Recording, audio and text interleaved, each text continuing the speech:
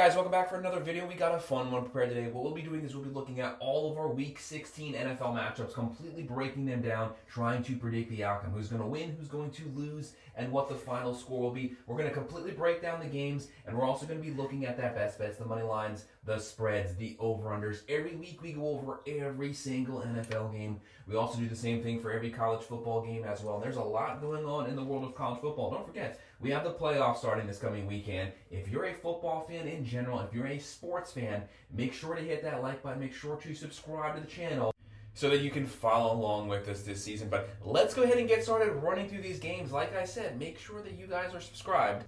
Now, when I do go through these games, don't forget that the Monday night games have not happened yet as I'm making this video, but it's never too early to get started looking at the next matchups. Kicking things off on December 19th at 8:15 p.m. on Prime Video. We're going to have the 9-5 Denver Broncos coming off of a solid performance, coming off a win. We did have them winning versus the 8-6 LA Chargers coming off of a loss. We did have them losing that matchup. This is going to be two defensively focused teams. When you have two teams that play this level of defense, this is playoff caliber defense, this game is probably going to be close. It's probably going to be a one-possession game, and the spread definitely shows that. Right now, the Chargers 3-point favorites. The over-under here is 42 points, and the Chargers have a 59.4% chance to win this game. Bo Nix, really bad first two games of the season. Since then, been a completely different player. Sean Payton has been coaching to the strengths of Bo Nix. Short, dink and dunk passes, roll the pocket. Always give him the option to be able to scramble, potentially even scrambling for that first down. Right now, he's closing in on 3,000 yards, 20 touchdowns, 11 picks. They're averaging 24 points a game. Throwing for 202.7, running for 108.4, but it's that defense. Right now, a top 5 defense statistically in the NFL, only giving up 17.6 points a game, only 98 yards given up on the ground. Looking at the Chargers, this is a hardball team. They're going to run the ball. They're going to play elite defense. Right now, Herbert having a great season statistically, 16 touchdowns, only 2 picks so far by Week 16 of the NFL season. He's closing on 3,000 yards. They average 21 a game. They're throwing for 196.4, running for 105.8. That defense is giving up 17.6. Just 2 weeks ago, they were giving up 14.5. So that number is slowly starting to creep up because they're starting to get a little scorched on defense. They still have a top defense. They still have a top 5 defense. This defense gets after. Their goal is going to be to try to keep Bo Nix in that pocket, try to force him into third and long situations. But so far this season, he's shown that he can make the right decisions in the pocket. But the Chargers are more than capable of going down the field and scoring. They haven't had to use Herbert too much, but they know if they need scores, this guy has the arm. He can vertically push the ball down the field. They have J.K. Dobbins. They have Ladd McConkey. They just have to make sure they keep those guys healthy. They can be difference makers. And for Denver, they have Williams, Sutton. When you have two defenses playing this caliber game, who's going to show up at the line of scrimmage? I'm going to go with the home team getting things back on track, winning this one 23-18. And for these next couple matchups, they're actually going to be on Saturday. We have 2 Saturday night games.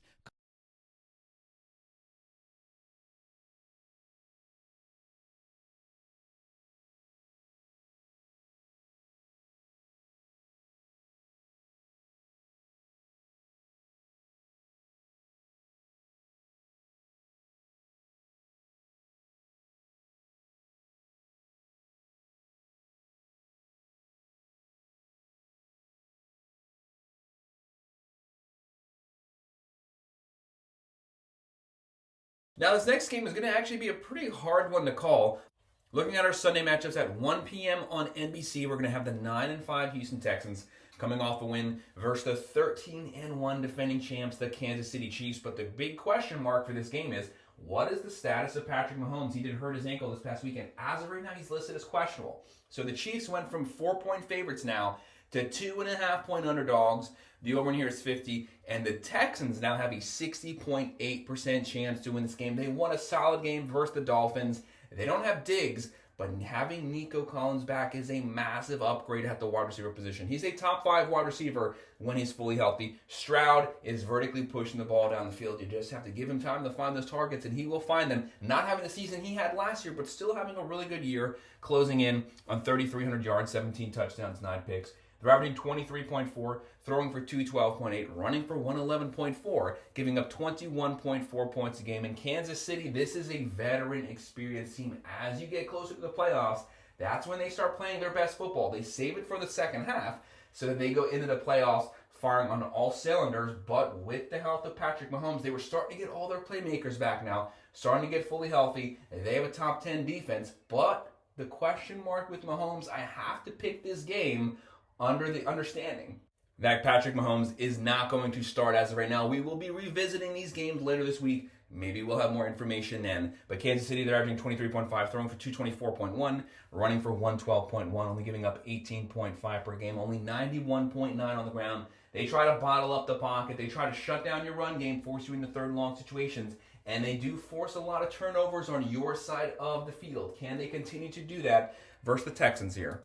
Chiefs have Hunt, Pacheco, Kelsey, Worthy starting to get those guys back. Mixon did get banged up this weekend for the Texans, but he looks like he's going to be playing on Sunday. And they have the weapon, Nico Collins, back. I have the Texans winning on the road with Patrick Mahomes not playing. They win this one 24-17. And this next match is going to be a fun one because we remember what happened round one. This is now round two, the rematch on Fox at 4:30 p.m. The 10-4 Pittsburgh Steelers, a Mike Tomlin team. Defense, run the ball. Every game, no matter what, is always a one-possession game, whether they win or lose it. And they are going to be playing one of the best offensive teams in the NFL. Actually, the number 3 best offensive team, the Baltimore Ravens, 9-5. Also the number 2 rushing team in the NFL. Right now, the Ravens come in here 5-point favorites at home. The over-under is 46 points. They have a 65.2% chance to win this game. Steelers, they're going to play that defense. They're going to be bringing that defense to Baltimore on the road. They're going to bring the run game. But Russell Wilson, can you get into a potential shootout here with the Baltimore Ravens? The Steelers are averaging 24 points a game. They're throwing for 198.9, running for 126.6, giving up 18.9 points a game, only 94.4 on the ground. They have a very good rush defense, but this is the number 2 rushing attack in the NFL. They are going to get after it. Lamar Jackson coming off of a 5-touchdown game this past weekend. They're averaging 29.9. Lamar Jackson is again putting up MVP caliber numbers. He's closing in on 3,600 yards, 34 touchdowns, only 3 picks, and he has 3 rushing touchdowns. They're throwing for 245.6, running for 178.4, putting up practically almost 500 yards of offense every game. They are giving up 23.7, giving up 80.7 on the ground. The number 1 rush defense in the nation right now. Very bad, very questionable secondary. You can throw on them, but you're not going to have the ability to be able to find those holes and try to run. But the Steelers are going to try to run. Harris, can they get Pickens back? On the other side, loaded on the offensive roster.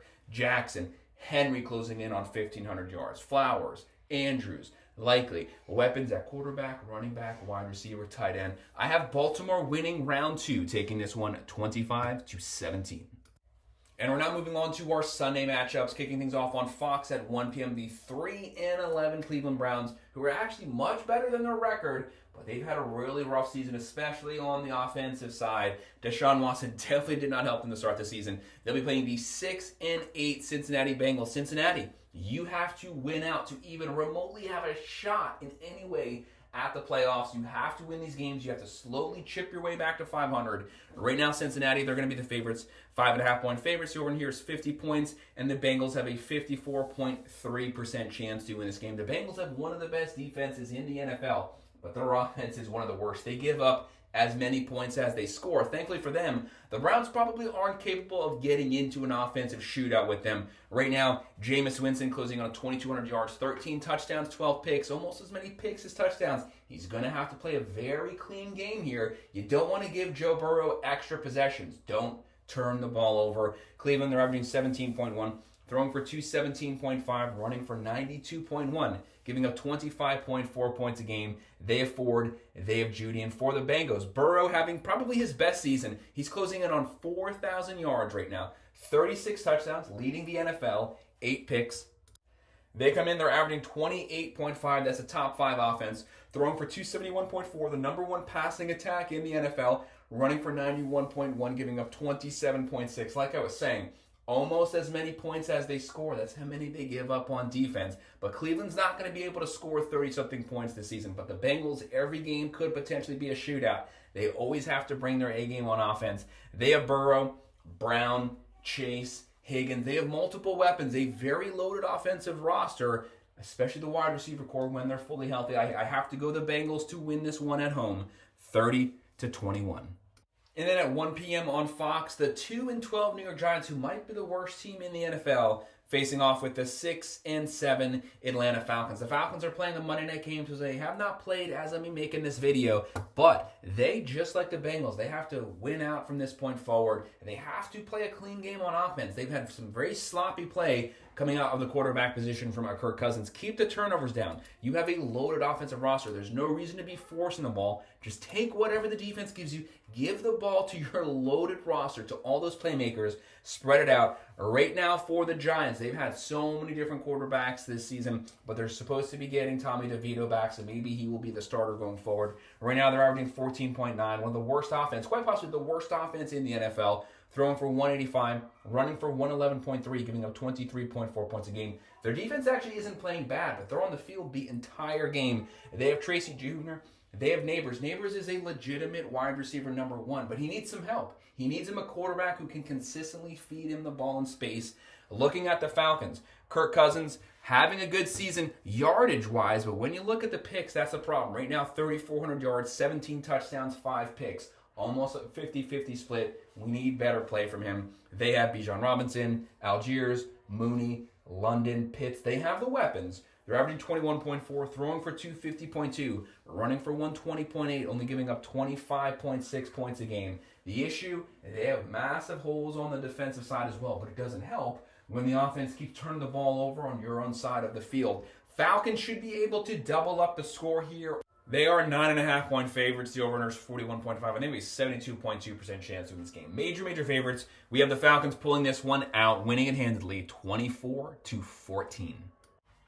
And then on Fox at 1 p.m., the 7-7 Arizona Cardinals. You never know what you're going to get with the Cardinals. Sometimes they have a solid game. Sometimes they play bad. It's basically a 50-50. We don't know which version is going to show up. They'll be playing the 3-11 Carolina Panthers. There's no doubting. Yes, they're not a great team, but since Bryce Young has come back as the starter, they have been playing better on the offensive side.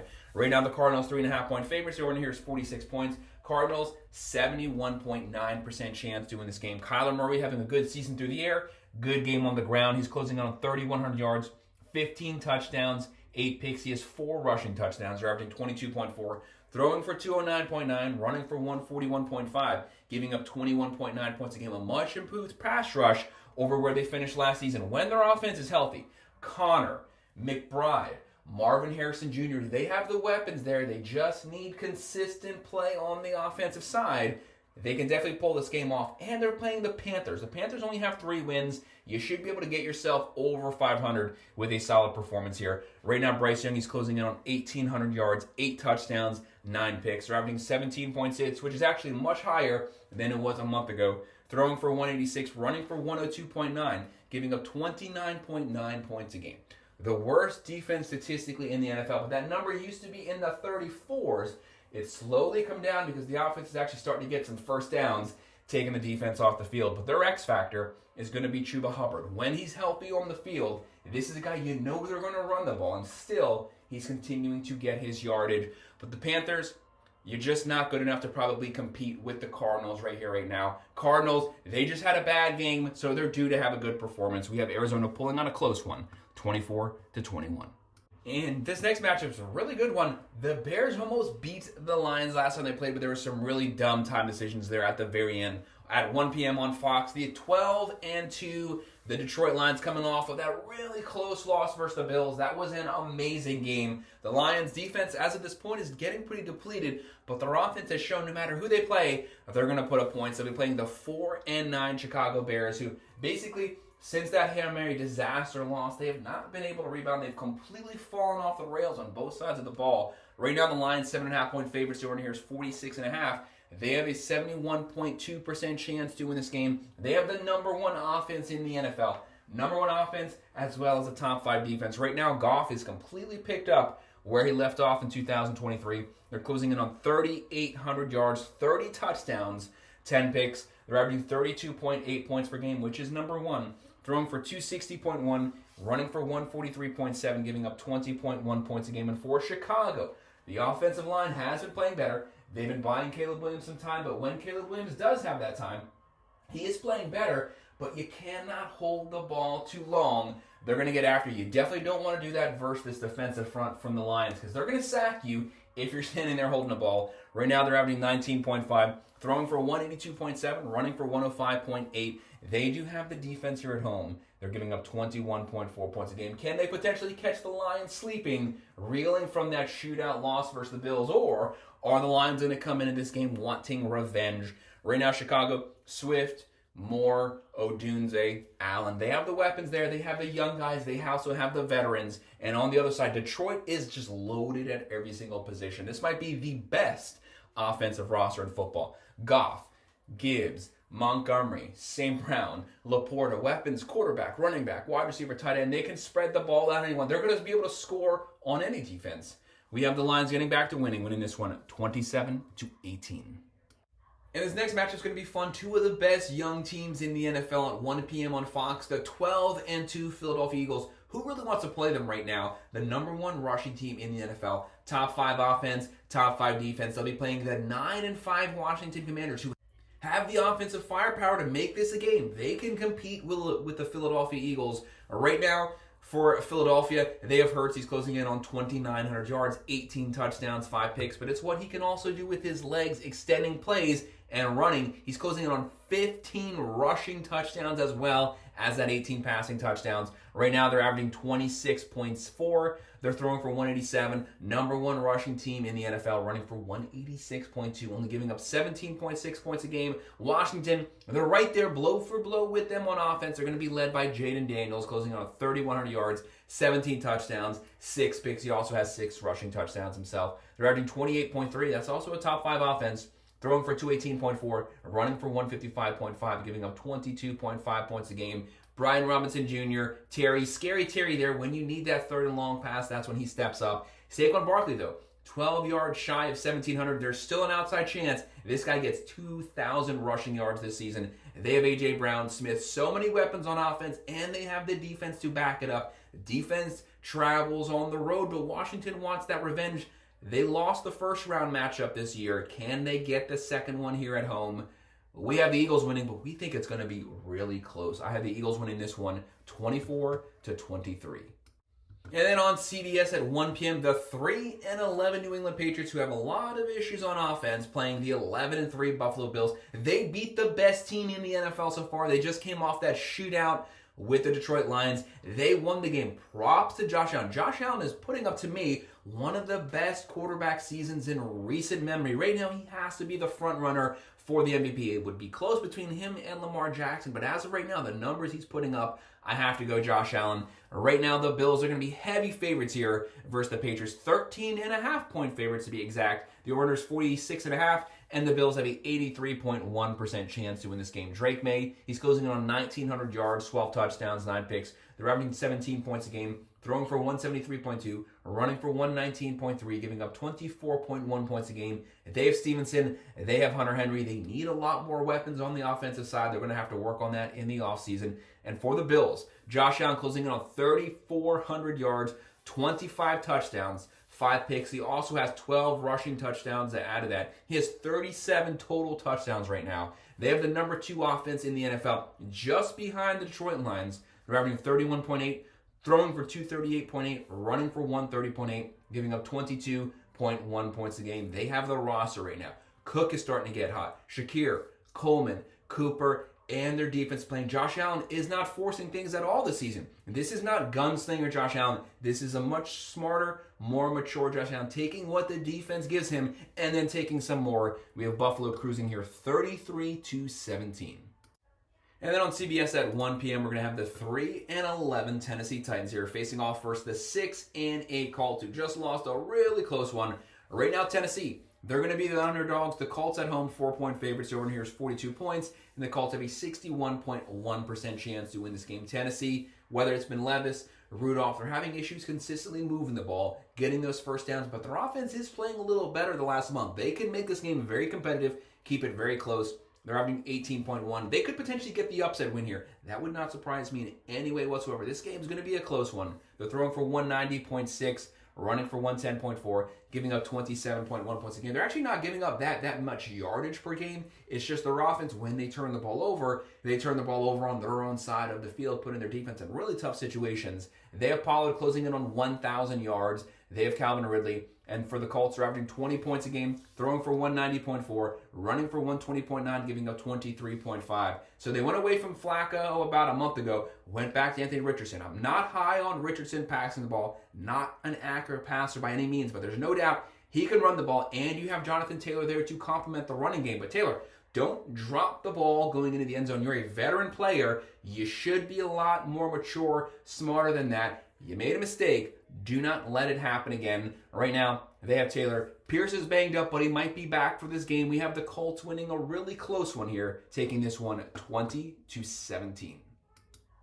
And then at 1 p.m. on CBS, the 8-6 LA Rams, do not judge them by the record. When they're fully healthy on offense, they have a loaded offensive roster. They can get into a shootout basically with anyone. They'll be playing the Jets, who are 4-10. Don't underestimate the Jets. The Jets have had a lot of one-possession losses the last few months. This is a team that's playing much better on the offensive side, but they're going to be 3-point underdogs here. The over-under is 46 points, and the Rams have a 51.2% chance to win this game. The Rams have the veteran Stafford. He's slinging the ball up and down the field, closing in on 3,500 yards, 19 touchdowns, 7 picks. They're averaging 22.1, throwing for 232.1, running for 105.8, giving up 24.1 points a game. But it's making sure you keep your weapons healthy. Williams closing in on 1,200 yards. They have Nakua back, Cooper Kupp, Atwell, a very deep young wide receiver core. They have weapons up and down the field, slots, deep vertical threats. They can beat you multiple ways. If this game turns into a shootout, they can match the Jets blow for blow. Right now, people keep bashing Rodgers, but Rodgers actually is not doing bad statistically. He's closing on 3,300 yards, 23 touchdowns, 8 picks. He's not having a bad season by any means, but the Jets are having a bad year. Right now, they're averaging 20.2, throwing for 217.3, running for 89.7. They got to get the rush yards up. They got to get the run game going so they can open up that play action. They're giving up 23.2. They have Breece Hall, Lazard, Wilson. Devontae Adams had just shy of 200 yards this past weekend. I would honestly not be surprised if the Jets pull off the victory here. I've been saying, very close one-possession losses. You're bound to pull out some of those one-possession games. But the Rams offense has just been clicking so much right now. I have the Rams winning this one on the road, 24-20, but this is one of those 50-50 games to me. I don't personally want to go anywhere near this game. And then on Fox at 4:05 p.m., we're going to have the 11-2 Minnesota Vikings. What a year the Vikings and Sam Darnold have been having. They'll be playing the 8-6 Seattle Seahawks. The big issue with Seattle is you just never know which version of Seattle you're going to get. Do you get the Seattle that started out the season 3-0, or do you get the one that basically went on a 5-game losing streak right after that? You can get both versions. It's all going to come down to Geno Smith. This is a very pass-heavy team. They love throwing the ball, and he loves throwing interceptions. He's basically 50-50 this season. He's going to have to play a very clean game here because the Vikings are going to put pressure on him, hoping that pressure leads to turnovers and interceptions. Right now, Minnesota on the road, 2.5-point favorites. The over here is 45 points. They have a 55.9% chance to win this game. Sam Darnold, amazing story this year. He's closing on 3,300 yards, 28 touchdowns, 10 picks. It shows sometimes you just need the right fit, the right scheme. Right now they're averaging 26.1, throwing for 238.2, running for 113.2, giving up 18.5 points a game, only giving up 87.2. They're going to take that run game away from Seattle. How does Seattle respond throwing the ball? Geno Smith closing in on 3,700 yards, 14 touchdowns, 13 picks. Got to play a clean game. They're averaging 22.5. Throwing for 240.4, only running for 94.3, giving up 22.4. When they have all their offensive weapons, you have Walker, but he's got to be healthy. He's missed a couple games. You have Smith, DK Metcalf. They have a pretty good wide receiver core. The running game, though, is where they're going to struggle, and Minnesota's going to make it even worse. They have Jones Sr. They have Justin Jefferson, who might be the number one wide receiver in the NFL. If not, he's easily top 3. We have to go with Minnesota winning this one on the road. A one-possession win, 28-24. But if the best version of Seattle shows up, they can pull off the upset here. And then at 4:25 p.m. on CBS, the 3-11 Jacksonville Jaguars. 2 weeks ago, they finally got their third win. They had a close loss this past weekend. They'll be playing the 2-11 Las Vegas Raiders, who haven't played their Monday night game as of right now. Right now, though, the Raiders are 1.5-point favorites. Over here is 39.5.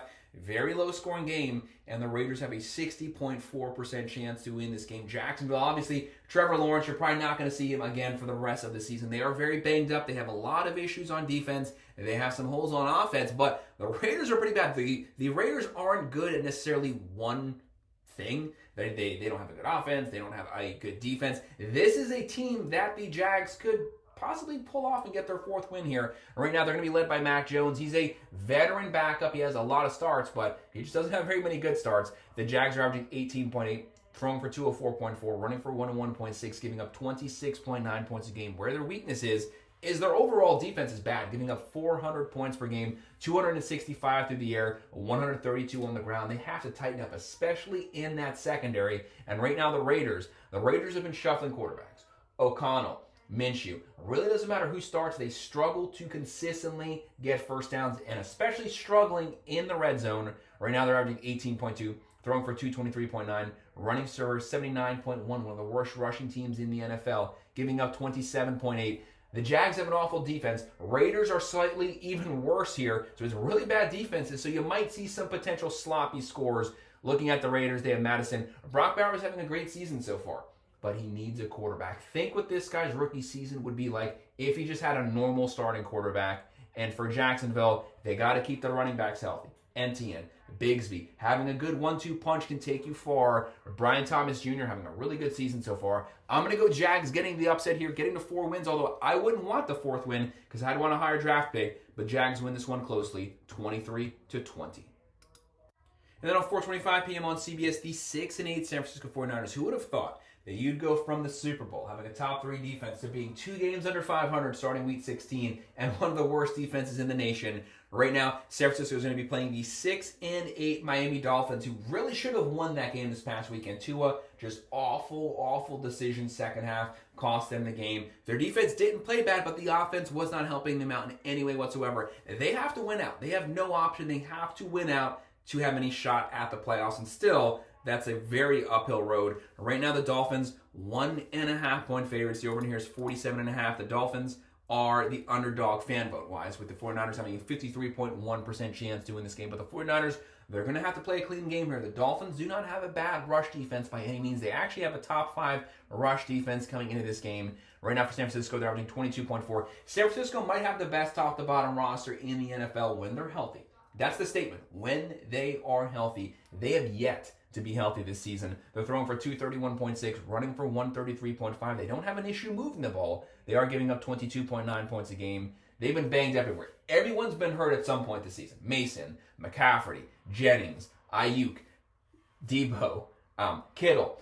They're not going to have all those guys on the field, obviously, Sundays. That's what their roster could have been had everyone been healthy. And right now for Miami, they're averaging 19.7 points a game, but a completely different team offensively when they have Tua back. Do not judge them by that number. He was out for 4 games, but man, did he cost in this past game. 2 boneheaded turnovers. Right now, they're throwing for 222.6, running for 101.4, giving up 22.3 points a game. But when you look at this roster, Achin, Mostert, Hill, Waddle, Berrios. Waddle's banged up, but he's questionable to come back this game if he does play. Obviously, that's going to complement Hill. I have Miami winning a closer one, 24-18. But this is one of those games that Miami could easily disappoint you and end up dropping it.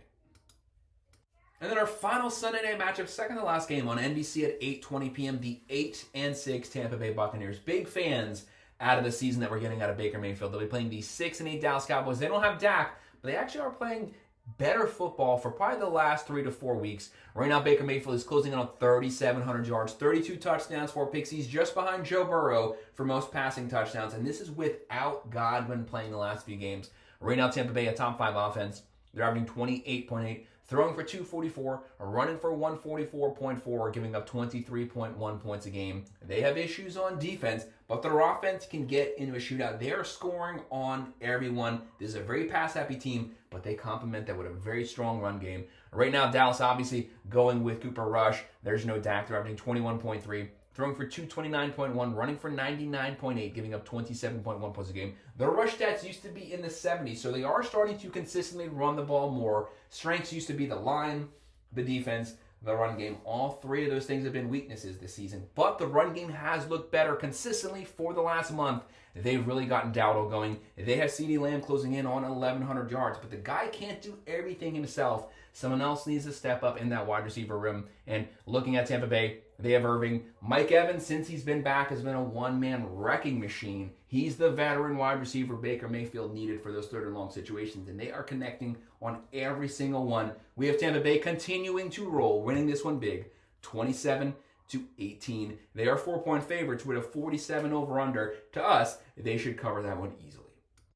And our final game, our Monday night matchup at 8:15 p.m. on ESPN. The 5-9 New Orleans Saints, much better than that 5-9 record, but their big issue is getting everyone to play good, consistent football at the same time. When one side plays well, the other side plays like garbage. They got to get everyone together. They'll be playing the 10-4 Green Bay Packers. When you're struggling, you don't want to come in here and play the Packers. They have a really good offense. They have a solid defense. Right now, the Packers at home, heavy favorites, 13-point favorites. The over here is 41.5. They have a 82.6% chance to win this game. Basically, no one is giving the Saints a shot. Derek Carr banged up, hurt his hand. You're not going to be seeing him this game. They are very, very Alvin Kamara-centric. The entire offense is geared around Alvin Kamara. That's great, but if you shut down Kamara, they basically can't move the ball. Right now, they're averaging 22.1, throwing for 210.2, running for 124.4, giving up 22.3. And like I said, Alvin Kamara, he is the it guy for this entire offense, running and catching the ball. And right now, looking at Green Bay, Jordan Love, even though he missed 3 to 4 games, he's still closing on 3,000 yards, 23 touchdowns, 11 picks. They're averaging 27.1. That's a top 7 offense. Throwing for 231.4, running for 144.4, giving up 20.5 points a game. Josh Jacobs closing in on 1,200 yards. They have Reed. They should be able to sail through this game, but that is still a massive spread, even without Carr. We have Green Bay winning this one, just not covering the 13-point spread. They win it 24-14. So that's all of our Week 16 breakdowns, all of our predictions for all these games. Make sure to hit that like button. Make sure to subscribe. If you have any comments about these games or anything else, please drop them below, and I will respond. Thank you.